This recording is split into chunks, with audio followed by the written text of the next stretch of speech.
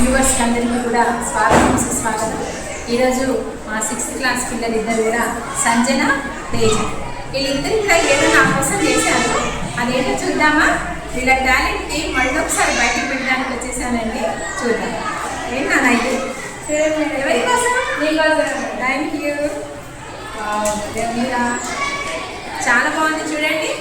చక్కగా ఫ్లవర్స్ పెట్టారు, లేదా రాశారు. Manorama madam, I miss you school. ఎందుకు రా స్కూల్? ఎందుకు మిస్ యూ? వేరే ఊరికి వెళ్ళిపోతున్నారా? Thank you. ఏంటో లోపల ఏముందో చూద్దామా?